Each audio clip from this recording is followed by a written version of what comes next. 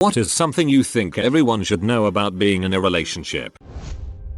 About once a week I like to imagine that I am my husband. I usually do this when he is in his office. I will close my eyes and my inner monologue goes something like this. I am a 28-year-old man with a wife who expects a lot from me. I teach small children all day. My parents, who love me and raised me, are making poor choices with their health and money. There isn't a dang thing I can do to change them, even though I fear they are speeding up death with this lifestyle. My younger sister belittles me for not choosing her religion, and so on and so on. After about 10 minutes of doing that, the BJ Brigade is in town and I'm fixing a 3-course dinner. After all, he deserves it. People fart, and that's okay. No, god dang it, nobody farts. You're so and you are on the same team. Assume the best of the other person and communicate often. Don't sweat the small stuff. Most stress in a long relationship doesn't come from big, dramatic incidents. It's usually the little things. Make sacrifices and make them generously.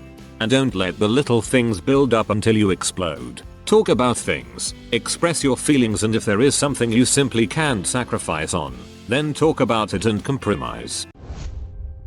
Don't let the relationship get too much in the way of your friends. If it doesn't work out, you friends will be the ones there for you and it's important to keep them close. This is freaking important. Learn to be on your own first. Be financially independent or at least able to take care of yourself, should you suddenly have to. That way, when you get into a relationship both people know it's because the other person truly wants to be with them, and B, it keeps both people on their game because no one person is dependent on another and thus playing passive, aggressive control games. If you don't love her, let her go, only doing more harm to her by trying to make it work when it doesn't. It's lower than you think. What are you talking about? Ooh, what? There's only one rule that I know of, babies, god dang it, you've got to be kind. You can't force them to stay. The harder you try, the further they drift. Respect personality types. Don't try to force an introvert to be an extrovert, they don't need to be fixed. Also, make sure you're crystal clear on the hierarchy of your values. What's more important? Fighting over his reluctance to come clubbing with you, or being in a happy relationship? If it's not worth fighting over, don't. If you aren't okay being single, you shouldn't be in a relationship. I'm saying this as someone who tends towards codependency and who grew up with a mother who did the same. If you are only dating someone to fill the void in your life that a partner would fill, you are going into things for the wrong reasons. You don't necessarily need to be happy to be in a relationship. I have depression and have a mostly functional relationship right now, but being able to take care of yourself and, more importantly, watch out for yourself will make things so much better. When you build up the idea of everything being perfect once you get a boyfriend or girlfriend, you make stupid relationship decisions. You ignore your gut feelings telling you that this person seems a little off because they are nice and cute, and they seem normal most of the time. You ignore your friends telling you that they don't like this person even though you've trusted their judgment with everything else. You ignore it when your new partner starts to push boundaries you aren't comfortable being broken. And you accept the excuses they give you because they love you and you tell yourself those words mean you're happy. The best relationships I've had have started when I didn't want a boyfriend. I'm not saying that's the only way to start a good relationship because it definitely isn't true. But if you are comfortable with the idea of being alone for the time being, you will be much more objective when dating people and you will, hopefully, save yourself a lot of grief.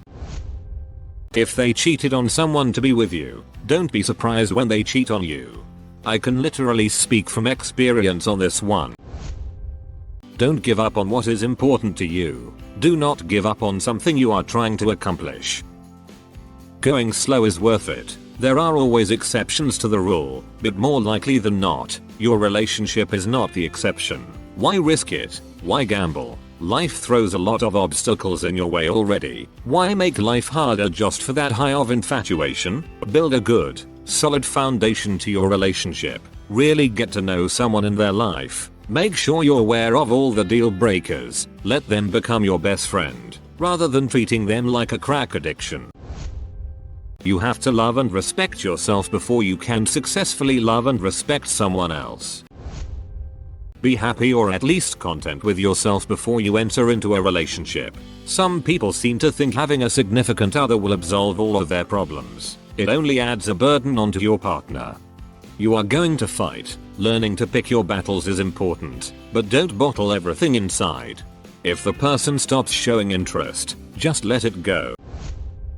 Please don't give up on your appearance being attractive to you, so just cause you're comfortable in the relationship. So gained 100 pounds. Just learned the term for this on Reddit. Lady Bonacola. Things about your partner that slightly bother you now will bug the living crap out of you in 5-10 years. Boundaries. Boundaries need to be made. All the things you wouldn't want your partner to do, you can't do those yourself either. This one right here, folks. I realized one day that I'm a huge freaking hypocrite. It sucks to realize that. Do not be fooled into thinking the grass is greener on the other side. The grass is greenest where you water it. Don't keep score. I don't, but she does. Point for me. Can't remember where I read this on Reddit, but it's you and me versus the problem, not you versus me.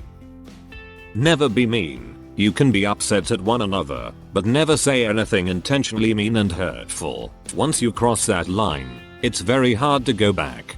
Agreed. I've never had an argument with friends, family, or SOS where it was constructive to be intentionally hurtful, ever, and I've had quite a few arguments. It's not just about who you are and who they are, but also the timing of you being together. Also, it's not always going to work, and that's okay. Maybe you'll break someone's heart. Maybe someone will break your heart. Life will go on. Laugh. Look at your relationship as a comedy rather than a melodrama and you will do well. Look at your relationship life as a comedy rather than a melodrama and you will do well. Communication. The other person isn't a freaking mind reader. This is the stereotypical answer because it's the right answer. Your girlfriend is going to use more toilet paper than you could ever imagine. This is really obvious, but not many people seem to realize it. Relationships are a two-way thing. You shouldn't be expected to make all the effort and you shouldn't expect the other person to make all the effort. It's not going to work that way. If you don't want to end a relationship because you're afraid of being alone, or afraid no one else will love you, you're being dumb. Especially if you're under 21. But we both breathe oxygen, we were meant to be. You will have temptations. Don't be doing anything you wouldn't want your partner to be doing if you weren't around. You first get into a relationship thinking that the person wants to meet your needs, to be supportive of you, or fun for you, or giving for you, etc. You start off acting like you want to meet your partner's needs. Then the magic curtain pulls away and you realize that neither of you got into this relationship to meet each other's needs but to get your own needs met, to be supported, to be shown a fun time, to be given to, etc. Then, if you are lucky, you realize that the only way all of everyone's needs will be met is if you both stop focusing on what you need and actually focus on meeting your partner's needs. It's also important for you to meet some of your needs, and to give your partner space to meet their needs. For example, working on your own physical and mental health, pursuing favorite sports hobbies, and spending time with your friends. That you have to remember to treat them with consideration, just as you would do with a good friend or someone you were trying to impress. That part can go fairly quickly. You stop listening, you brush them off, you become too close in that regard, especially if you live together. Consideration and generosity makes the world go round. Give your time, give your attention, and never stop wanting to surprise them. Then, you'll get it all back in time. Treat him or her the way you would want to be treated, and in time they will adjust their habits accordingly. Oh, and remember that nothing is perfect for anybody all of the time. Everyone says relationships are hard, which is true to an extent. With the right person, it's easier and worth it. If you're in a destructive relationship, fighting every night, and sticking through it because relationships are hard, don't. It's not worth the time, effort, or heartbreak. For the youngins, don't text 24/7. There is no space, it's suffocating, and any flame will be extinguished. If you don't have compatible sex drives or beliefs about sex, it's not going to work. If you're not happy, Talk about it. Don't string an unhappy relationship along. If you feel guilty about leaving the person, think how much more guilty you'll feel when you're with them for even longer and they learn you weren't infatuated with them. Try to surprise one another in a positive way. Little massages, gifts, notes, sweet texts, etc. Keep your love fresh and communicate your feelings after a honeymoon phase may have ended. Just because your parents' marriage may not have worked doesn't mean you cannot have a successful relationship. You are not ever doomed to their fate. To the point of relationships being hard, I would say that my relationship is the easiest part of my life. It is like a break from everything else in my life. I know that this isn't the norm, but it is something to strive for. I am very lucky in this. Every relationship has their own dynamic. Some couples can't stand to be apart from each other for more than a day, while others can be more independent, and that's completely fine. What works for some couples might not work for everyone else, but as long as it's a healthy relationship and you both are happy, then that's all that matters. Consider subscribing if you enjoyed this video and if you want to see more of Reddit Universe.